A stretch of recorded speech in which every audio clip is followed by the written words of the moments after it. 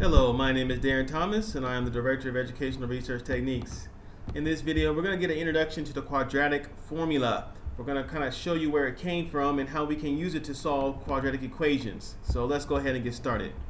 So, as you know, a quadratic function often has something like this: ax squared plus bx plus c equals 0. And of course, throughout this throughout this video, we're assuming that a does not equal 0. Otherwise, we're going to have a complete disaster here.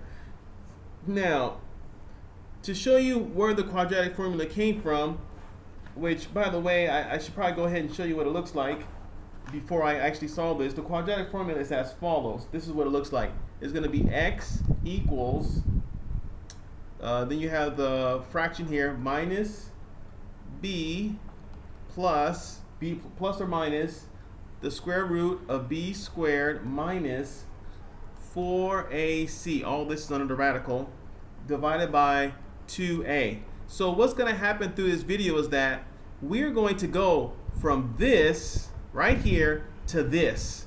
That is the mysterious thing that we're going to go through, and I'm going to show you the process through this video.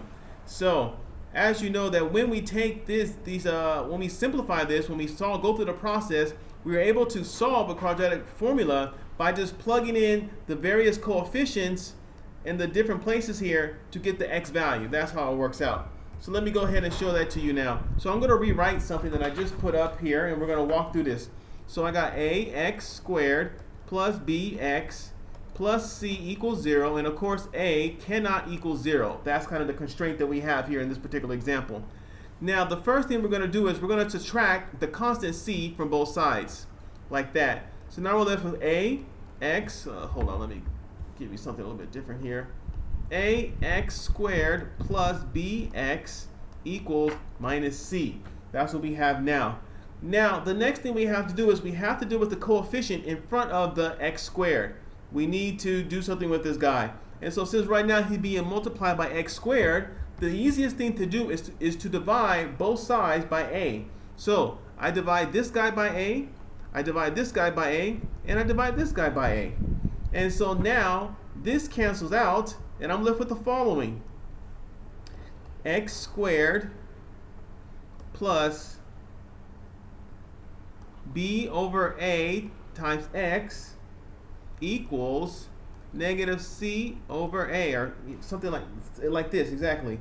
All right, now here's what we need to do. We need to complete the square. And you learned about completing the square when you do the following. I'm just going to write the expression that we used up here. You do 1/2 times b, and then you square it. Now, in this particular example, our b term is going to be right here. That's what our b term is. And so we need to multiply that by 1/2, then square it, and then we'll get the answer. So I'm going to go ahead and move to the next slide here, and I'm going to rewrite this. So this is what we had on the previous slide. We had x squared plus b over a times x equals minus c over a, like so. So what I'm going to do now is I'm going to do the following. I have over here, off to the side, I'm going to have 1/2 times b over a. Notice how I'm not dealing with the x. That's not the point. Squared. That's what I'm going to have. And so what does this equal? Well, very, very simply, it's going to equal b squared over 4a squared. That's what's going to happen. So first you get, let me show you the intermediate step. You get b over 2a, and then when you square that, you get the answer right here. That's how we got that. So now I need to rewrite my original quadratic formula because I've completed the square. And we've talked about completing the square in prior videos, so I can't review everything every single time. So x squared plus b over a x plus b squared over 4a squared equals minus c over a, and then we're going to have plus b squared, oh, run out of space here, b squared over 4a squared. Oh, out of space already. Now, why did I put this on the right hand side? Because whatever I add over here on the left, I have to put on the right. So let me give myself more space here, move to the next slide. It's getting pretty complicated here. So this is what I have. I have x squared plus b over ax plus b squared over 4a squared equals minus c over a plus b, whoa, what happened there? Plus b squared 4 over a squared, like so. Now we're getting closer. Now over here we've completed the square. And so if we simplify this, we get the following. In other words, this is like the area of the square, but I can now simplify this to where I have the length and the width. And so when you simplify it, you get the following. You get x plus b over 2a squared. And of course that makes sense. Basically what happened was this. We were looking for something that when we multiply it by itself, it gives me b, or 4, and when we add it together, we get b and a. That's kind of, oh, this should be 2a, I think. Yes. No, that's correct. So we're looking for something that when you multiply, you get b squared over 4a squared, but when you add it together, you get b and a. And so we have the answer right here. That's kind of what we have right here with this example here down below.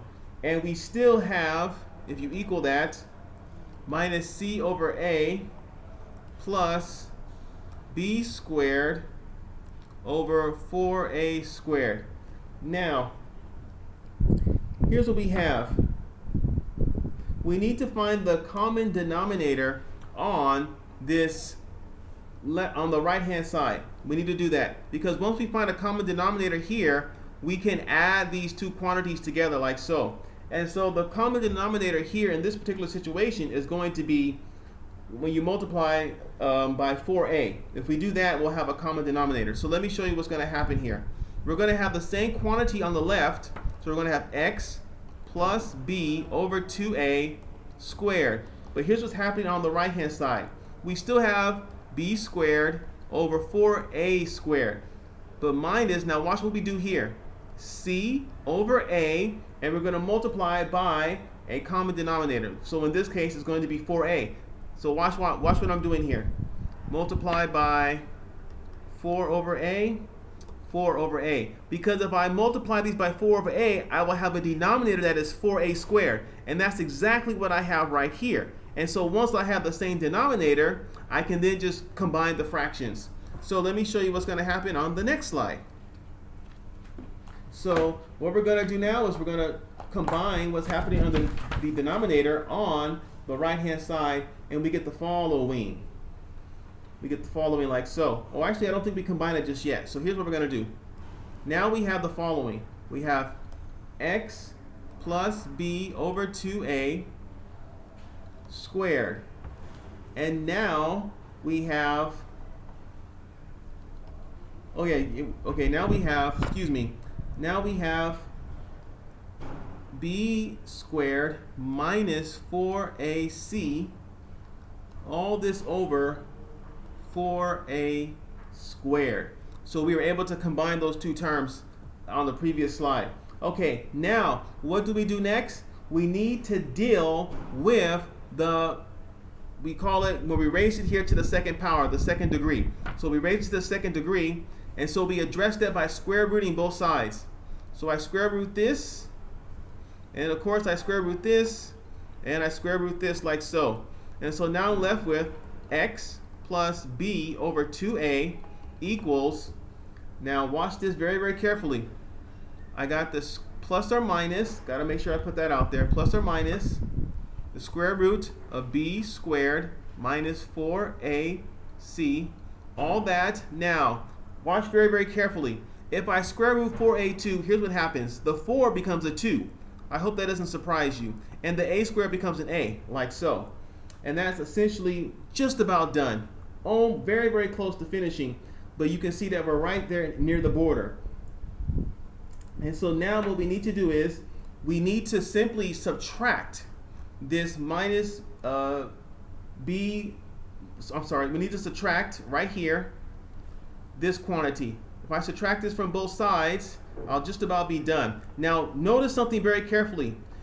The guy and this guy already have the same denominator. So in other words, I can just essentially just put the b over here on the right hand side, and I'm just about done. And so now we get our final answer. So watch very carefully. I get x equals minus b, because I'm subtracting b from both sides, b over 2a, minus b, then plus or minus, inside the radical we have b squared minus 4ac, all this over 2a.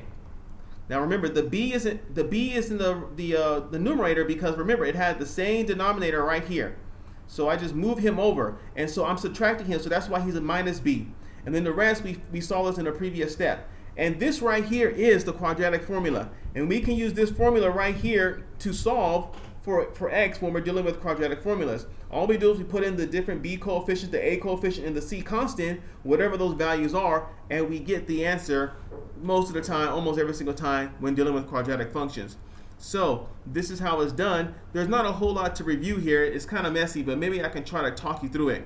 So we began by looking at a quadratic formula, quadratic equation, I mean. So you guys know that it's ax squared plus bx plus c equals 0, assuming a does not equal 0. And there's a formula that you can use to solve this called the quadratic formula. And so this is our final answer right here. And so essentially what I did is I walked you through where that formula came from.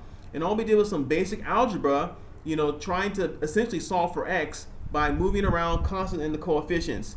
And so we had to use a lot of the skills that we learned in prior videos, like how to complete the square, which is what we did right here, and other things of that nature. And so as we kept walking our way through this, you can see how it was slowly starting to work its way out. And you can review this in many other places. This is one example of how it's done.